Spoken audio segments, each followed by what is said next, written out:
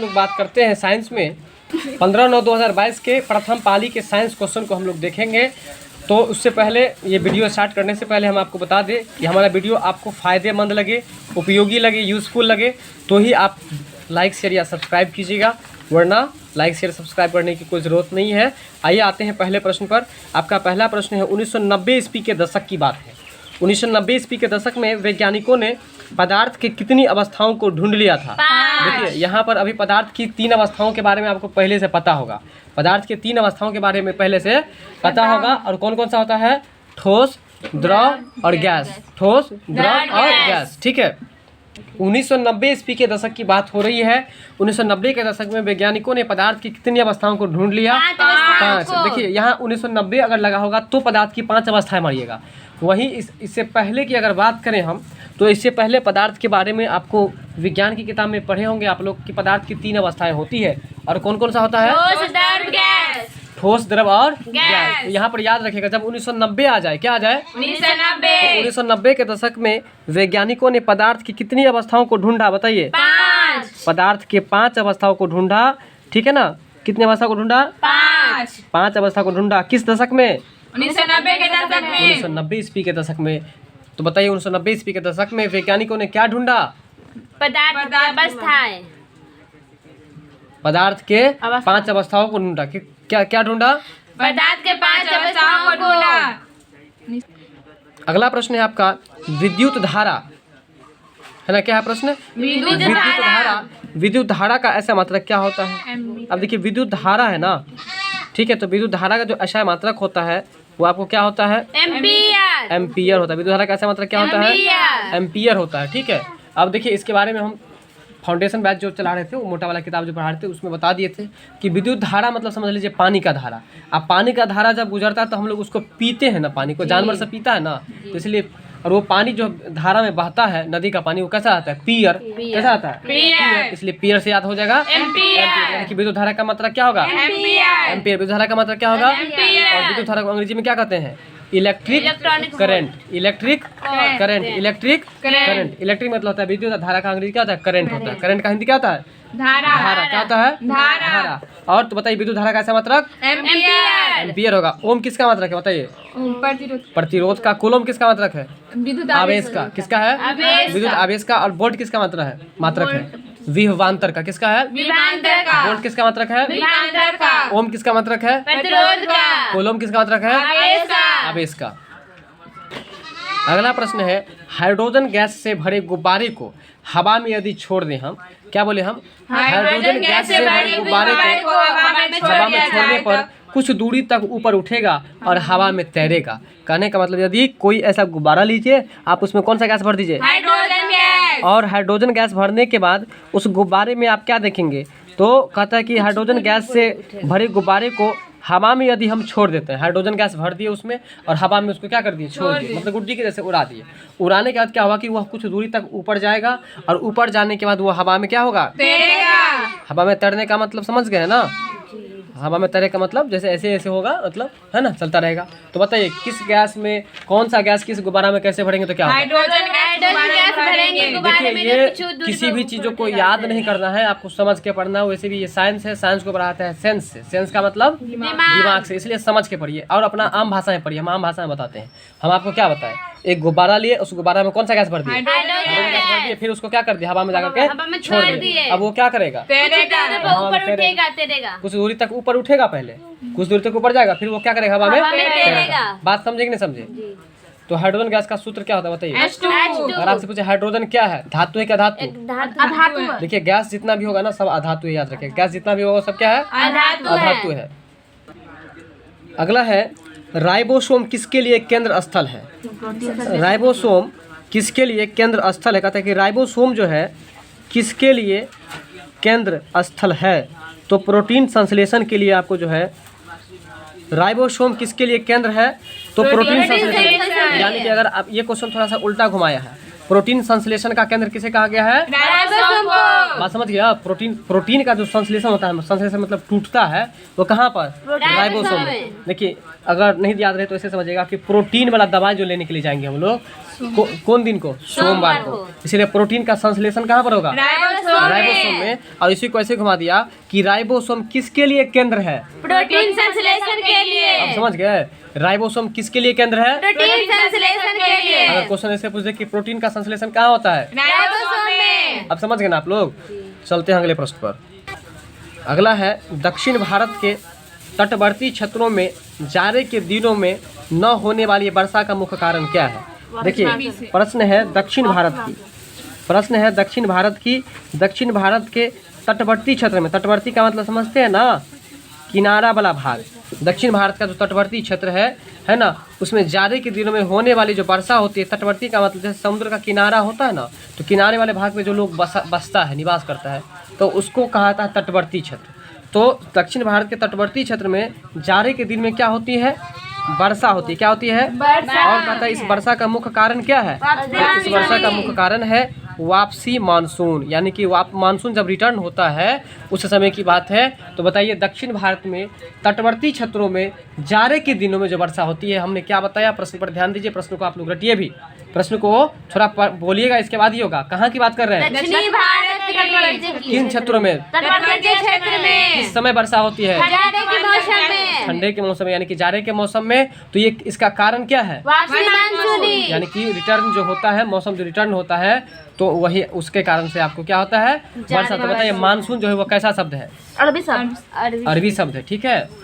चलिए अगला है परमाणु संख्या को निरूपित किया जाता है। ये प्रश्न पहले भी आया था, है ना। परमाणु संख्या को जो निरूपित किया जाता है, परमाणु संख्या को जो हम लोग निरूपित करते हैं, जैसे कि आपका नाम जो कुछ भी है, तो आपके नामों से अगर हम कहीं पर लिख देंगे, हम लिख देंगे कहीं पर लिख देंगे बिक्के, तो बीके से कोई भी समझ जाएगा कि बी से इसका नाम शायद बिक्की है, के से कुमार है। बात समझ में आ रहा है? तो आपका जो मेरा जो नाम इंडिकेट हुआ क्या चीज़ से हुआ है? बी से हुआ। उसी तरह से परमाणु संख्या जो हम लोग लिखते हैं, क्या लिखते हैं? परमाणु संख्या। परमाणु संख्या जो हम लोग लिखते हैं, तो परमाणु संख्या को क्या चीज़ से निरूपित करते हैं? जेड से। निरूपित करने का मतलब निर्देशित करना, इंडिकेट करना। परमाणु संख्या किससे निरूपित किया जाता है? जेड से। जेड से। बात समझ रहे हैं? अगला प्रश्न है रासायनिक प्रतिक्रिया। रासायनिक प्रतिक्रिया का मतलब क्या होता है? जब दो पदार्थ किसी अभिक्रिया में भाग लेता है, जब दो पदार्थ किसी अभिक्रिया में भाग लेता है तो उसे हम लोग कहते हैं प्रतिक्रिया। प्रतिक्रिया का मतलब होता है रिएक्शन। कोई कभी कभी देखिएगा कि जो सो कोई कहता है कि हम फलाना टैबलेट खाए ना, वो हमको क्या कर दिया? रिएक्शन हो गया। मतलब क्या हुआ कि आप जो टैबलेट खाए वो और आपके शरीर में जो पहले से मौजूद था वो पदार्थ, दोनों में क्या हुआ? मिलावट हुआ। जब दोनों मिला और उसके बाद जो हो गया, क्या हो गया? रिएक्शन। बात समझ में आया कि नहीं? तो इसलिए याद रखिएगा कि रिएक्शन का मतलब होता है जब कोई भी दो पदार्थ आपस में मिलता है या मिलाया जाता है, तो उसे हम लोग कहते हैं रासायनिक प्रतिक्रिया। ठीक है। तो देखिए रासायनिक प्रतिक्रिया में कहता है कि ए क्यू जो है वह प्रतीक क्या दर्शाता है? मतलब ए क्यू का मतलब क्या होता है? तो देखिए ए क्यू का मतलब होता है एक्वस। क्या होता है? एक्वस। और एक्वस जो ए क्यू दर्शाता है जलीय विलयन को। जलीय विलयन का मतलब समझ लीजिए, जैसे ये एक जलीय विलयन हुआ, अगर इसमें हम शरबत में चीनी और नमक मिला देंगे तो यह एक विलयन है। विलयन का मतलब बता दीजिए पहले। घोल। तो यह जलीय विलयन हुआ ना। लेकिन वही बालू और कंकर को मिलाइए, क्या वो जलीय विलयन है? नहीं। बात समझ में आ रहा है? तो याद रखिएगा कि बस अगर नहीं समझे तो बस एक ही याद रखिए, ए क्यू है ना, ए क्यू किसको दर्शाता है? बस ये याद रखिए, ए क्यू किसको दर्शाता है? जलीय विलयन को। तो अब रासायनिक प्रतिक्रिया में इस बात को कट कर दीजिए। रासायनिक प्रतिक्रिया में इस बात को क्या कर दीजिए? कट कर दीजिए। इतना ही बात याद रखिए कि ए क्यू प्रतीक क्या दर्शाता है? जलीय विलयन को। और ए क्यू को पूरा हम क्या कहते हैं? एक्वस। क्या कहते हैं? एक्वस। बात समझ में आया कि नहीं? अब बताइए जलीय विलयन को कौन दर्शाता है? एक्वस। अब परमाणु संख्या को? जेड। जेड। कौन सा जेड? Small Z. कौन सा जेड? Small Z. छोटा जेड। बात समझ में आ गया? निम्नलिखित में कौन सी धातु को गहने बनाने के लिए प्रयोग किया जाता है? अब एक बात बताइए, अभी जो आप पहने हुए हैं ये क्या चीज़ है? सोना है। ठीक है। कोई चांदी का भी पहनते हैं, कोई तांबा का भी पहनते हैं। बात समझ में आ रहा है? तो देखिए कहता है कि कौन सी धातु गहने बनाने में काम आता है, तो ये बिल्कुल आसान है कि नहीं? गहने बनाने में चांदी के बारे में आपको पहले से पता होगा, सोना का पहले से पता होगा, और एक चीज और याद रखेगा, प्लेटिनम। क्या याद रखेगा? प्लेटिनम। क्या याद रखेगा? तो देखिए सोना चांदी तो पहले से पता ही था आपको, एक चीज नया याद रखना है। क्या याद रखना है? तो बताइए गहने बनाने में कौन कौन सी धातु का प्रयोग किया जाता है? प्लेटिनम। अगर आपसे पूछ दे कि सोना क्या है तो आप क्या कहिएगा? एयू। सोना एक धातु है। सोना एक धातु है। चांदी क्या है? धातु है। चांदी क्या है? धातु है। प्लेटिनम क्या है? धातु है। नाइट्रोजन क्या है? अधातु। अधातु, क्योंकि नाइट्रोजन एक गैस हुआ ना। ऑक्सीजन क्या है? अधातु। अधातु, यानी कि वो है गैस है इसकी। बात समझ में आ रहा है? तो इतना बात आप लोग समझ गए। चलिए आपका अगला प्रश्न है on the origin of species. बोलिएगा जरा, ऑन द ओरिजिन ऑफ फिर से बोलिएगा। On the origin on the origin of species. ठीक है, तो on the origin of species नामक पुस्तक किसने लिखी? बताइए। तो ये एक पुस्तक का नाम है और इसका पूरा नाम है चार्ल्स डार्विन। क्या नाम है? Charles Darwin. पुस्तक का नाम क्या है जरा बोलिएगा? Charles on Darwin. The origin of species. बोलिएगा, फास्ट बोलिए जरा। On the origin of species, यह पुस्तक किसने लिखी है? चार्ल्स डार्विन डार्विन ने ने। लिखी है। अगला है स्पेक्ट्रम प्राप्त करने के लिए। क्या प्राप्त करने के लिए? स्पेक्ट्रम प्राप्त करने के लिए स्पेक्ट्रम प्राप्त करने के लिए किसका उपयोग किया जाता है? प्रिज्म का। प्रिज्म का। देखिए स्पेक्ट्रम प्राप्त करने के लिए किसका यूज किया जाता है? प्रिज्म का। तो बताइए स्पेक्ट्रम का मतलब क्या होता है? वर्णपट। क्या होता है? वर्णपट। आपको पता है कि सूर्य का जो प्रकाश है उसमें क्या वो रंग है? 7 रंग है। तो वही 7 रंगों की मिश्रण को कहा जाता है वर्णपट। मतलब जैसे कि कोई एक कपड़ा का पट्टी है, किसी किसी कपड़ा में होता है ना पट्टी कपड़ा का, और उस पर ये पीला रहता है, हरा रहता है, ब्लू रहता है, तो उस पट्टी को क्या कहते हैं? वर्णपट। वही बात है, वर्णपट का मतलब है जिसमें 7 रंगों का जिस पट्टी पर 7 रंगों का मिश्रण हो उसे हम लोग वर्णपट कहते हैं। तो बताइए स्पेक्ट्रम यानी कि वर्णपट प्राप्त करने के लिए किसका उपयोग करेंगे आप? प्रिज्म का। ठीक है, किसका उपयोग करेंगे? प्रिज्म का उपयोग करेंगे। अच्छा एक बात बताइए कि किस रंग का स्पेक्ट्रम में जो आपको यानी कि हाँ किस रंग का तरंगदैर्घ्य अधिक होता है? बैगनी रंग का। तरंगदैर्घ्य कहेगा तो लाल का अधिक होता है, और अगर विचलन कहेगा किसका अधिक होता है तो बैगनी। इसमें ठीक ही बताए थे, जब मेघ तरकता है तो लाल लाल रोशनी निकलता है, और जब विचलन की बात हो तो बहुत से विचलन बहुत से बैगनी। इसलिए विचलन अधिक होता है किसका? बैगनी का। तरंगदैर्घ्य किसका अधिक होता है? लाल का। चलिए चाल समय ग्राफ के ढाल से प्राप्त किया जाता है त्वरण। क्या लिखा है? चाल समय ग्राफ के ढाल से। देखिए याद रखिए, चाल और समय ग्राफ के ढाल से क्या प्राप्त किया जाता है? चाल। देखिए आप लोग ऐसे करके ना सीधे क्या करते हैं, ऐसे करके ट्रिक मार लेते हैं। ट्रिक मारने से नहीं होगा, ट्रिक मारने से कुछ नहीं होगा। जब घर पे जाते हैं ना तो उसको स्थिर से पढ़िए। क्या है? चाल समय ग्राफ। क्या है? चाल समय ग्राफ। और चाल समय ग्राफ के ढाल से क्या प्राप्त किया जाता है? त्वरण। क्या प्राप्त किया जाता है? तो बताइए त्वरण का मात्रक क्या होगा? मीटर प्रति सेकंड स्क्वायर। मीटर प्रति सेकंड स्क्वायर। ठीक है, तो बताइए तो कि त्वरण जो प्राप्त किया जाता है वो किस ग्राफ से? चाल समय ग्राफ के ढाल। चाल समय ग्राफ के ढाल से। बोलिएगा, चाल समय ग्राफ के ढाल से। चाल समय ग्राफ के ढाल से क्या प्राप्त किया जाता है? त्वरण प्राप्त किया जाता है। पर अब यहाँ पर देख लीजिए, यहाँ कह रहा है कि व्हिटकर के बारे में बैक के क्लास में अभी हम पढ़े थे, तो वहाँ व्हिटकर को बोले थे हम कि छोड़ दीजिएगा आप लोग। तो व्हिटकर जो वर्गीकरण किया था, किसका वर्गीकरण किया था बताइए आप लोग? पदार्थ का। किसका वर्गीकरण किया था? पदार्थ का। तो व्हिटकर जो वर्गीकरण किया था आपको, तो वो कितने भाग में बांटा था? 5 भागों में। 5 भाग में बांटा था ना। व्हिटकर आपको ये पदार्थ के बारे में बता दिए, इसके लिए थोड़ा क्षमा चाहते हैं।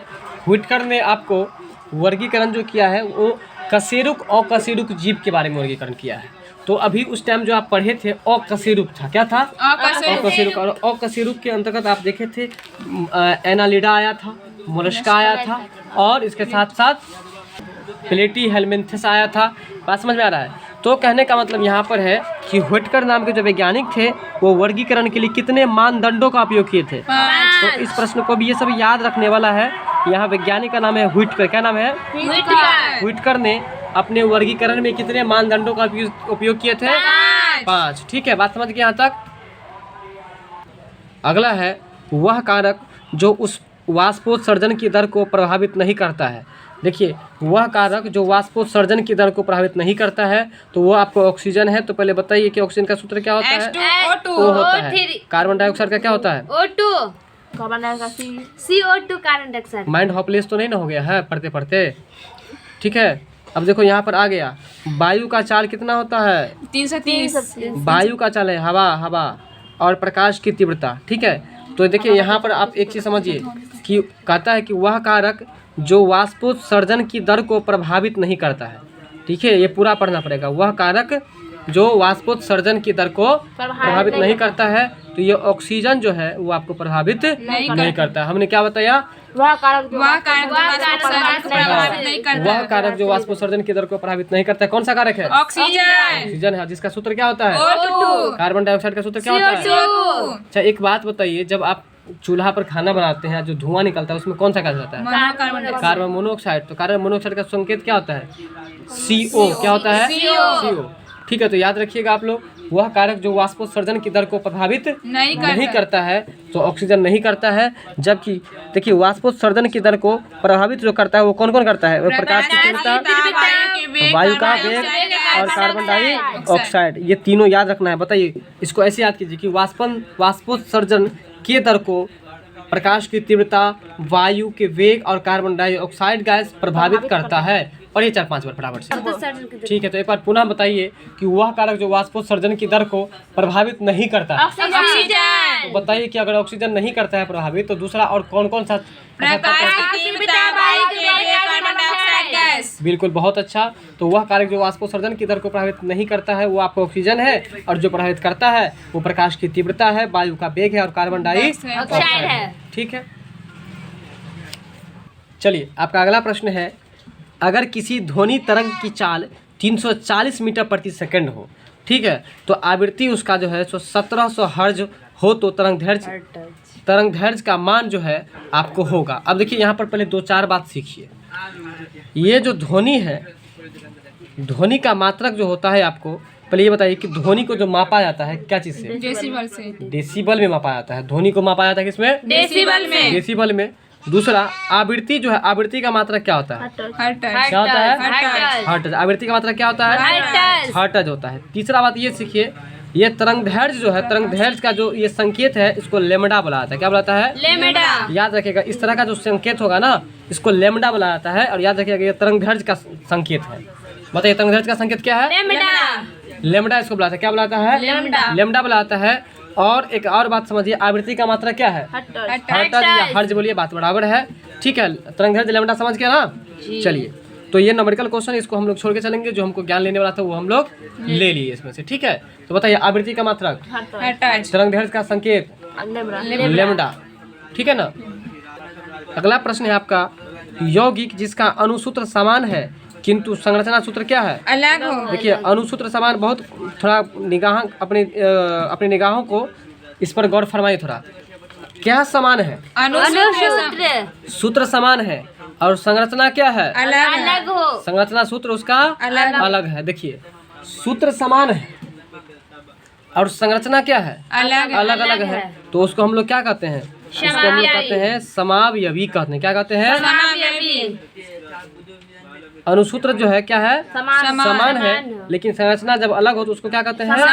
समावयवी कहते हैं। चलिए, यौगिक अणुसूत्र जिसका समान हो, क्या समान हो? अणुसूत्र समान हो, लेकिन उसका संरचना सूत्र क्या हो? अलग हो। इसको माइंड में सेट कीजिए। अणुसूत्र समान है, क्या है? अणुसूत्र समान है और संरचना सूत्र क्या है? अलग हो। देखिए, कहीं पर आता है फिर संरचना सूत्र क्या है? समान है और अणुसूत्र अलग है। इसलिए इस पर ट्रिक लगा कर याद कर लीजिए, क्या समान है और क्या असमान है। बताइए, संरचना का मतलब क्या है? बनावट अलग है। संरचना मतलब क्या होता है? रचना करना, मतलब बनाना। तो देखिए, जिसका अणुसूत्र समान हो और संरचना सूत्र अलग हो तो उसको हम लोग क्या कहते हैं? समावयवी। और अंग्रेजी में अगर इसी को कहे तो इसको हम लोग आइसोमर कहते हैं। क्या कहते हैं? आइसोमर। क्या कहते हैं? आइसोमर कहते हैं। ISOMER, आइसोमर कहते हैं। ठीक है, तो बताइए, यौगिक जिसका अणुसूत्र समान हो लेकिन आपको संरचना सूत्र अलग हो, क्या कहते हैं? समावयवी कहते हैं। ठीक है, अगला प्रश्न है, जैव विविधता कचरे का किस प्रक्रिया द्वारा खाद में परिवर्तित किया जाता है? देखिए, जैव विविधता नहीं था, जैव विधिरित था। कचरे का किस प्रक्रिया के द्वारा, है ना? कचरे का किस प्रक्रिया के द्वारा, मतलब जैव विधिरत कचरा जो होता है ना, मतलब जैसे कि आप खाना वाना बनाते हैं, खाना वाना बनाने के बाद जैसे कि आप सब्जी का छिलका को क्या कर दिए? कचरा फेंक दिए, तो वो आपके लिए क्या हो गया? आपके लिए वो कचरा हो गया। अब देखिए, आप उसको कचरा तो बना दिए, लेकिन हम अगर उसको खाद बनाना चाहे, क्या बनाना चाहे? तो खाद बना सकते हैं। उसको क्या कर सकते हैं? खाद बना सकते हैं। तो खाद बनाने के लिए आप जो है कहता कि खाद में परिवर्तित किया जा सकता है, तो जैव खाद बनाकर, मतलब कि जैविक खाद जो होता है, जैसे कि आप जानवर से आप जो है सो गोबर लेते हैं और उस गोबर से आप क्या बना लेते हैं, खाद बना लेते हैं। तो वही बात है, जैव विधृत कचरे का किस प्रक्रिया के द्वारा खाद में परिवर्तित कर दिया जाता है, इनके बदल दिया जाता है, जैव खाद यदि बना देते हैं तो आपको क्या होता है, हाँ, तो वो आपको जो है सो खाद बन जाता है। ठीक है, चलिए तो बताएंगे आप लोग, प्लाज्मा झिल्ली किसकी बनी होती है? प्लाज्मा झिल्ली जो होती है वो किसकी बनी होती है? वो आपको प्रोटीन, कार्बोहाइड्रेट और फॉस्फोलिपिड्स, क्या है, फॉस्फोलिपिड्स। बताइए प्लाज्मा झिल्ली किसकी बनी होती है? इसको ऐसे बोलिए आप लोग, प्लाज्मा झिल्ली प्रोटीन, कार्बोहाइड्रेट और फॉस्फोलिपिड्स की बनी होती है। इसको 4-5 बार बोलिए आप लोग फटाफट से। प्लाज्मा झिल्ली प्रोटीन, कार्बोहाइड्रेट और फॉस्फोलिपिड्स की बनी होती है। फिर से बोलिए। प्लाज्मा झिल्ली कार्बोहाइड्रेट की बनी होती है। प्लाज्मा झिल्ली प्रोटीन, कार्बोहाइड्रेट की बनी होती है। प्लाज्मा झिल्ली प्रोटीन, कार्बोहाइड्रेट फॉस्फोलिपिड्स की बनी होती है। हाँ, तो प्लाज्मा झिल्ली किसकी बनी होती है? बिना देखे बताइए। प्रोटीन, कार्बोहाइड्रेट, लिपिड्स, ठीक है, उसकी बनी होती है। ठीक है, अगला प्रश्न है कि क्योटो सम्मेलन जो हुआ था, कौन सम्मेलन? क्योटो सम्मेलन। क्योटो सम्मेलन का मुख्य मुद्दा क्या था? ठीक है, मुद्दा का मतलब मुख्य कारण क्या था, है ना, मुख्य कॉज क्या था? तो क्योटो सम्मेलन जो हुआ था, इसका मुख्य मुद्दा था आपको ग्लोबल वार्मिंग। ग्लोबल वार्मिंग का मतलब समझते हैं आप लोग? जब आपको टेम्परेचर बहुत ज़्यादा बढ़ जाएगा तो आपको उसी को कहा जाता है, आपको ग्लोबल वार्मिंग कहा जाता है। तो क्योटो सम्मेलन जो हुआ था, इसका मुख्य मुद्दा था कि वातावरण में बहुत ज़्यादा टेम्परेचर बढ़ गया है, इसलिए टेम्परेचर को कम करने के लिए क्या किया जाए, इस मुद्दा पर जो है सो, है ना, बात करने के लिए आपको क्योटो सम्मेलन किया गया था। क्या किया गया था? क्योटो सम्मेलन। तो क्योटो सम्मेलन का मुख्य मुद्दा क्या था बताइए? Global warming. ग्लोबल वार्मिंग, यहाँ पर वार्मिंग लिखा है लेकिन यहाँ पर अर्धचांद ऐसे करके लगा दीजिए। ठीक है, तो क्योटो सम्मेलन का मुख्य कारण क्या था? Global warming. चलिए अगला प्रश्न है, विद्युत परिपथ में यानी कि इलेक्ट्रिक सर्किट में प्रवाहित धारा का मान मापने के लिए प्रयुक्त किया जाता है जो यंत्र, उसका नाम क्या है? पहले प्रश्न को समझिए आप लोग, एमीटर बोलने से काम नहीं चलेगा। विद्युत परिपथ में प्रवाहित धारा का मान मापने के लिए, यानी कि बस सीधा बात ये समझिए कि धारा का अगर मान मापना हो, क्या मापना हो? धारा का मान मापना हो। हाँ, विद्युत धारा के यदि मान को मापना हो तो आप किस यंत्र का प्रयोग करेंगे? एमीटर यंत्र। समझ में आ गया? अब धारा का मान ज्ञात करने के लिए किस यंत्र का प्रयोग करेंगे? एमीटर यंत्र। तो बोलिए ऐसे करके आप लोग देख करके कि धारा का मान ज्ञात करने के लिए एमीटर यंत्र का प्रयोग किया जाता है। एमीटर का प्रयोग किया जाता है। ठीक है, तो इतना याद कर लीजिए, इतना देखिए, इतना कट कर दीजिए। विद्युत परिपथ में प्रवाहित धारा, सीधे याद कीजिए, धारा का मान मापने के लिए किसका प्रयोग किया जाता है? एमीटर का प्रयोग किया जाता है। धारा का मान मापने के लिए किसका प्रयोग किया जाता है? एमीटर का प्रयोग किया एमीटर का प्रयोग किया जाता है। ठीक है, बात समझ गए यहाँ तक?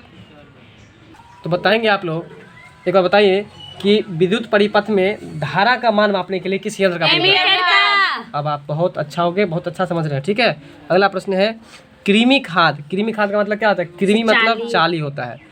ठीक है, मतलब चाली के द्वारा बनाया हुआ खाद, जैसे कि गोबर है ना आपका, गाय का गोबर, ठीक है ना, आपका गोबर नहीं, गाय का गोबर जो है उसमें आप थोड़ा चाली ला करके रख दीजिए, वो चाली जो उसको खाएगा फिर पैखाना करेगा तो क्या बन जाता है? कृमि खाद। खाद बन जाता है, तो उसी को हम लोग कहते हैं कृमि खाद। ठीक है, तो कृमि खाद यानी कि वर्मी कंपोस्ट। कृमि खाद का अंग्रेजी क्या हुआ? कृमि खाद का अंग्रेजी क्या हुआ? Vermi compost. फिर से बोलिए। Vermi compost. तो वर्मी कंपोस्ट बनाने हेतु निम्न में से किस कृमि या किस कीड़े का उपयोग किया जाता है बताइए? केचुआ का, है ना। कृमि खाद बनाने के लिए किस कीड़े का उपयोग किया जाता है? केचुआ का उपयोग किया जाता है, और इसीलिए वो खाद बनाने में जो काम आता है, इसीलिए केचुआ को किसान का मित्र कहा जाता है। बात समझ गए? ठीक है, तो यहाँ पर केचुआ जो है आपको ये है कि, ठीक है, इसका आंसर क्या हो जाएगा? केचुआ। और केचुआ को क्या कहा था? किसान का मित्र। आज का प्रश्न यहीं पर खत्म होता है। मिलते हैं हम अगले वीडियो में। वीडियो अच्छा लगा हो तो लाइक शेयर सब्सक्राइब जरूर कीजिएगा।